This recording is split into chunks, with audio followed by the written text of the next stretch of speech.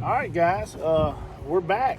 Going to do a 6-week review. I did an initial review on the Garmin Force. I did a 3-week review, and now we're going to do a 6-week review. We're out here right now. Got it spot locked in. First, I'm going to start with the things I like. It's durable. I have no problems with it rattling or anything like that. The spot lock works amazing. Integrated in well with my fish finders. Matter of fact, I use this portion of it right here. Let's see if I can. Let's see here. I use this portion of it a lot, where I'm able to actually hit spot lock. You can see spot lock is locked in right now. I use that a lot more than I thought I would. If I catch a fish, forget to hit spot lock, I'll hit it on the fish finder sometimes, or if I'm sitting back there, let some go, or whatever I'm doing back to the back, tying something up, and I'll hit spot lock. Use that a lot. I like it. The pedal, very smooth. My transition from a Fortrex, I mean, I don't even tell the difference now. I like how when you're in spot lock, the pedal doesn't turn with the head. So sometimes when you're in spot lock, it'll be turned all the way around to the left or turned all the way around to the right, and that won't coincide with the pedal. The one thing that I do love is the moment you hit that foot pedal, the head resets and recalibrates with the pedal. So you don't have to worry about trying to catch it or being out of calibration or your foot being all up or down. The moment you hit that pedal to take it out of spot lock, it calibrates back to it. Works flawlessly. I love it. I use the spot lock more than I thought I would, just because it works so well. I love the remote. The remote, I can't believe I use the remote that much. I use the remote pretty much every time I go white perch fishing. I've used it a little bit bass fishing. I can see some uses in it, but as a whole, I use it a lot. Now I do have a few negative things that I have seen. One more positive.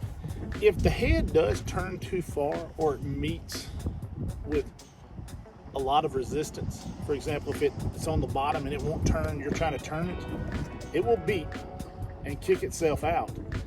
And a message will come up on the screen and the remote saying, like turn sensor fail. Or I don't think that's what it actually says. I'd have to look. But what it does is that means it's got to the point it's bound up and it'll stop. Like if you're trying to turn it into a root, instead of trying to turn it and burning that motor up, it'll stop and it'll kick out. That way you can pick the troll motor up and get yourself out of there. I like that. I like the fact that it's not going to burn itself up. Now, let me get to the negatives.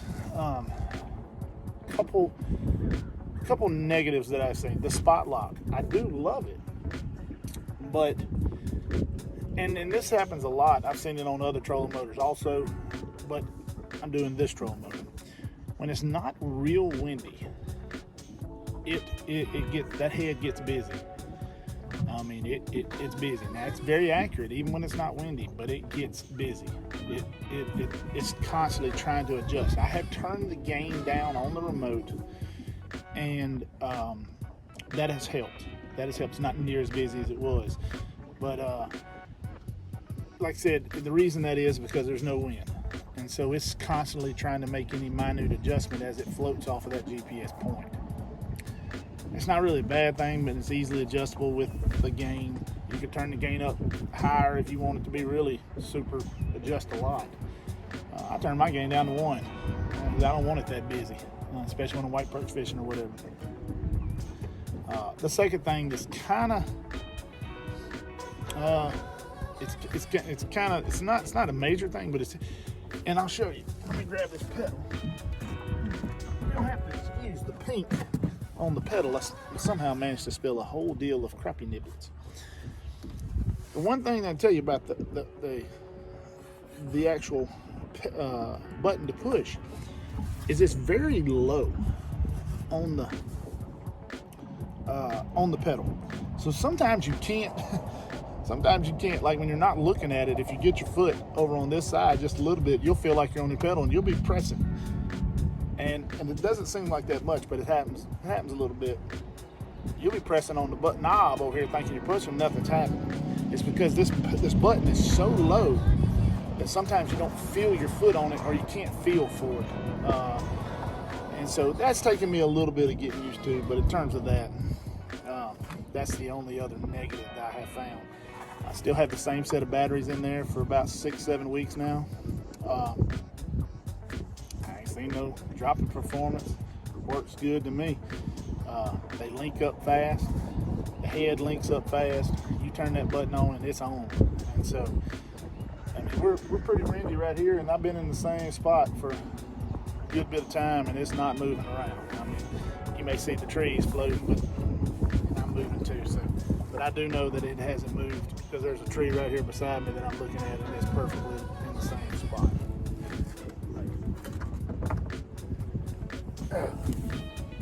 I've noticed that the power, man, I'll go home. I've noticed that the power is awesome. I can actually, I think I can fish 2 or 3 days on a set of EverStart batteries. That's what's in my boats, EverStarts, 2 12-volt batteries. And I get home in 3-4 hours. You're charged after a whole day fishing. And I use trolling motor a lot. I fish it. I move a lot. I'm a fast fisherman. I'm more of a power type fisherman. They charge fast. And I look at my remote, and the remote will tell me, and I'm telling you what, after 7-8 hours of fishing, it'll still say 25.2, 25.3 volts. So it seems to be holding. The batteries last longer. I guess that brushless motor is something that is really doing what it advertised to do.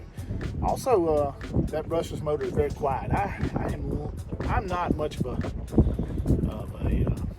vertical jigging white perch fisherman, but I gotta say that I've done it a lot in the last couple of weeks as these fish are changing on me. They went from biting the road runner to now they won't touch it. You got to vertical jig them, and they just don't seem to get bothered by the trolling motor. This trolling motor will be right over the top of them, 10-12 foot of water, and they're not getting bothered. So, as a whole, I like everything about it so far. Like I said, there were a couple negatives. I'm sure that, and I don't know this, I'm sure Garmin will update. They seem to update things pretty. If you have problems or if you call in and ask them questions, they take note of it. They follow up well. I had a little problem with my Livescope the other day. They fixed it over the phone, and it followed up with 3 separate emails. So they are on top of the game. Even offered to replace my Livescope transducer when I don't think there was nothing wrong with it. They offered to replace it under warranty on their own. I didn't ask for it. Once they fixed it, they followed up. They still want to replace it. So I mean, I'd probably end up sending it in just so they can look at it.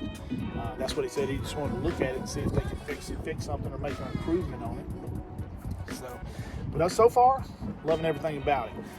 Here's the good thing, guys. We have hit the 1,000 subscriber mark.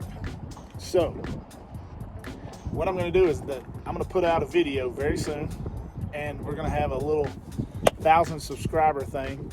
I ain't figured out how I'm going to do it, but here's what we got. We got some great things going on. We got ACC crappie sticks, giving away a new one.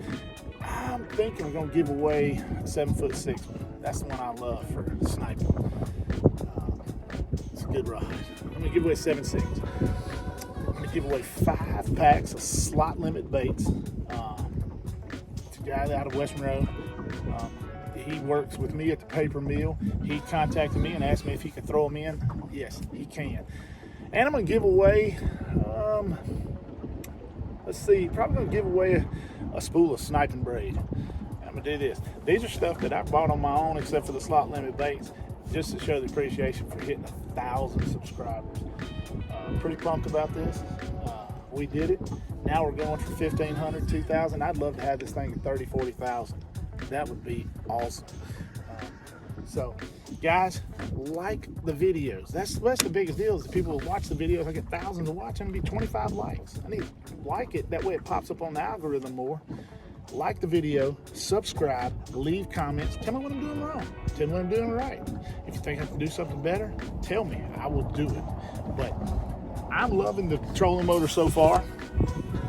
It's sitting up there doing its job right now. You can see it. There it is. All right, guys, get back with me.